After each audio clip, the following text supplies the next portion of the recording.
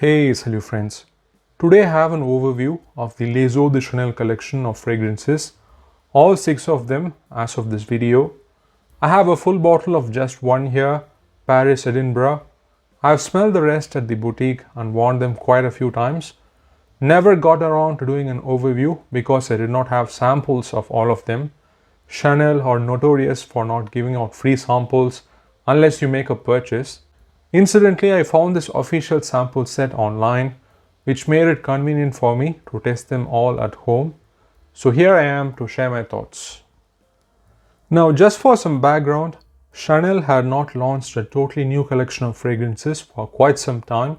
Gabrielle was released in 2017, and then in 2018 they came up with this collection called Les Eaux de Chanel, almost like a parallel collection to the Les Exclusifs. Of course, with the word eau in the name, these are supposed to be fresher, fluid and less dense fragrances in the concept of eau de Cologne, following different destinations important to Coco Chanel. Only they are interpreted as eau de toilette here. This is also the first collection completely created under Olivier Polge, possibly with Christopher Sheldrake's support. They launched with 3 fragrances referencing different coastal destinations from Paris to Deauville, Biarritz and Venice, and since then 3 more have been added: Riviera, Edinburgh and Paris.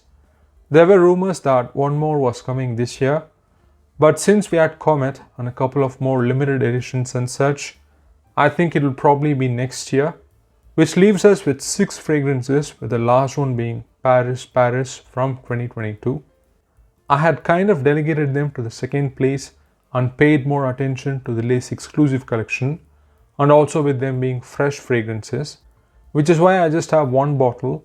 Whenever I felt like I enjoyed one of the Les Eaux fragrances, I always had a Les Exclusive fragrance to buy, so I would go for that. But with time, I have come to appreciate these more and more. Good fresh fragrances are tough to accomplish, and these are definitely some of the best out there. So let's start going over them one by one. I will also give my favorites in the end. First is Paris-Deauville, which is where everything began, literally, with Chanel's first boutique in 1913. She spent time with her lover, Boy Capel, there, and also took inspiration from the relaxed fit of men's clothing for her designs. I got the chance to visit the area across Blainville and Deauville in the Normandy region, and it was really wonderful. This is an aromatic chypre, not too far from Chanel's own Cristal, except this is lighter.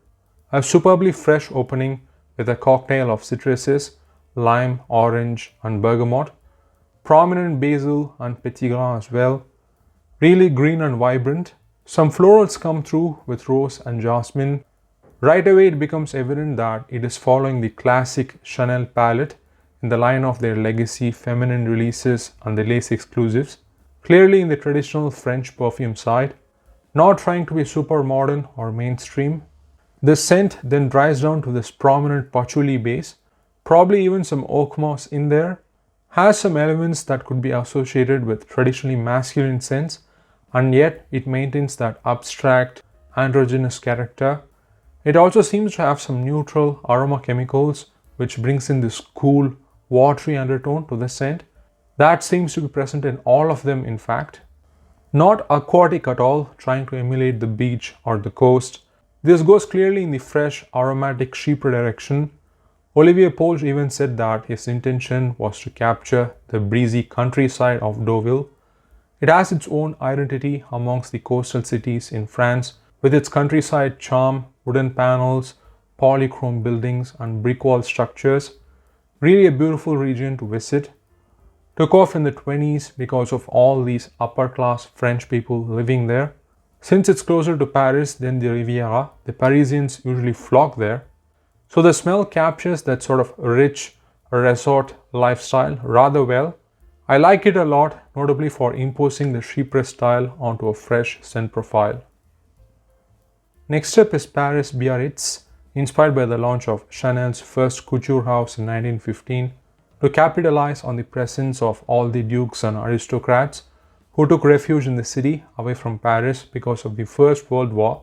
On the surface, this appears to be the most conventional scent from the collection, with the bright sparkling citruses, lime, orange, bergamot, a bit fruity. Some neroli and orange blossom in there too for the Cologne side, a bit salty as well. The interesting aspect comes in the dry down with a decisive lily of the valley accord, which is just splendid. Has this subtle, sweet, white floral facet, almost like the smell of jasmine buds to me. These luxurious villas and estates on the coast of Biarritz have a lot of floral gardens surrounding them. This feels like that fresh breeze blending with the aroma of those florals. I'm getting a patchouli similar to Deauville in the dry down, still probably the calmest one in the collection. Next, let's leave France and go from Paris to Venice, just like Chanel did with her friend Mizia, to mourn the loss of her lover, Boy Coppel. She is said to have taken inspirations from the architecture, the Byzantine paintings, and other designs which she witnessed while traversing along those canals, including adopting the emblem of the lion, which of course has its own fragrance in Le Lion. This one is more of a fresh, powdery, amber vanilla scent. It has the citruses, of course, on the Chanel floral bouquet, iris, rose, jasmine, and a prominent orange blossom. Then comes this soft, powdery, plush vanilla. Some familiar accents here as well, with the pastel, makeup-like touches from the iris, tonka, violet, and benzoin, which Chanel does really well, except it's fresher here. Again, it's the case of coupling a cologne profile with a soft, fresh amber. Very pretty. I wouldn't mind wearing it myself, but can imagine it smelling lovely on a woman. It's sort of less brittle and cold compared to the others in the line, more rounded and plush. A lot of musks in there too, which helps bridging the gap. In fact, all 6 of these have a good application of white musks, which is something that Polge is good at. And that's what gives them that cozy elegance and polish compared to just some obvious cologne. The first 3 were released at the same time, that is with the debut launch of the collection. Next up is Riviera from 2019, which seems to be romanticized by a lot of designer fragrance brands. This is yet another tribute to Chanel's time spent there, embracing the carefree spirit of the region. Leans more toward being a classic cologne with a focus on orange and neroli. The Riviera, of course, is known for its neroli orange blossom trees. The aroma, if you walk through those empty streets in the morning, is just intoxicating. What keeps it from getting boring is some amount of bitter, rindy, sour facets that are maintained, along with the fruity orange and the neroli. And once again, the benzoin and musks in the dry down, backed up by some soft warmth from the sandalwood. I couldn't stop myself from associating it with the aroma of the orange blossom scented brioche that you get in Nice or Antibes. So it's got that scrumptiousness going for it. Really well done orange blossom, different from the Eau de Cologne. That's another thing I noticed. Though some of these are hinting at some other Chanel creations, they seem to have been very careful to avoid redundancy. So people could not say, maybe I'll just get that other Les Exclusive instead. Now let's go to another destination outside of France, only the second in this collection, to Edinburgh from 2021, which I own a full bottle of. Will be interesting to see what other destinations outside of France or Europe they may tackle in the future. This is a tribute to the Scottish Highlands, notably the now abandoned Rose Hall mansion, which was the love nest for Chanel and the Duke of Westminster, with whom she had an affair, of course. This is a woody aromatic scent featuring a prominent presence from juniper, cypress and lavender. Clearly the more masculine leaning scent in the lineup, takes inspiration from the kilt and plaid styling of Scottish fashion at the time. Feels more brooding and serious as well, combining that foresty outdoor aspects with the watery oceanic side.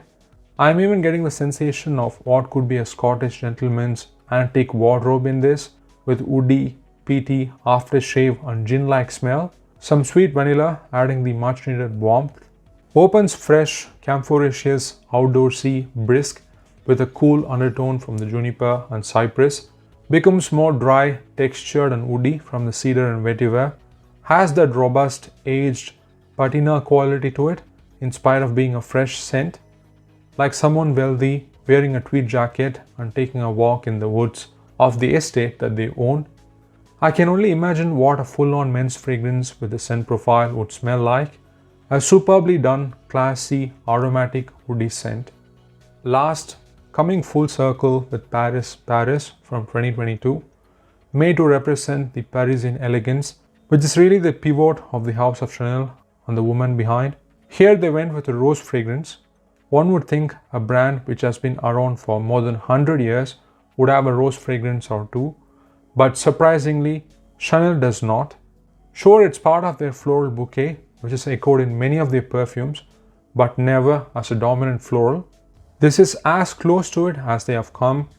This also could be their rose patchouli scent. Interestingly, they went with the decision to make it in this collection instead of a Les Exclusive, given the iconic nature of rose, especially with it being an ode to Paris. A recognizable way to do a Parisian rose scent would be to go in the austere, baroque, romantic, somewhat dramatic direction with something like Portrait of a Lady or Noir de Noir. Instead, this goes for a laid-back, breezy morning at a cafe vibe.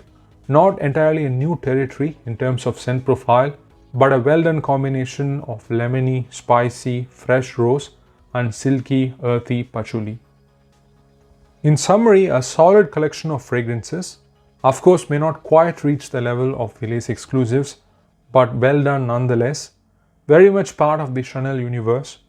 I like that they don't keep repeating the boring, fruity, citrusy, stereotypical cologne scent profile and try to do something interesting, like a take on a chypre or a woody aromatic. The destination story aspect following Chanel is also a nice touch. More importantly, all of them are good to very good, which I don't get to convince myself to say that often. If I have to pick some favorites, they would be Edinburgh, Deauville and Biarritz.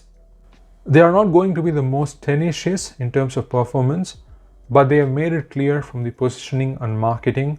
Even the flask-like bottle with a thin cardboard box and a pressurized atomizer is clearly made to be sprayed generously and taken along for traveling and such. I can't believe I'm saying this with Chanel, but the pricing is not too bad. They also have 125 ml and 50 ml bottles. So yeah, I'm really enjoying them. Might eventually pick up Deauville and Biarritz. I'm certainly interested to see what destinations they will explore next. That has been my overview of Les Eaux de Chanel. Thanks for watching. Take care and ciao.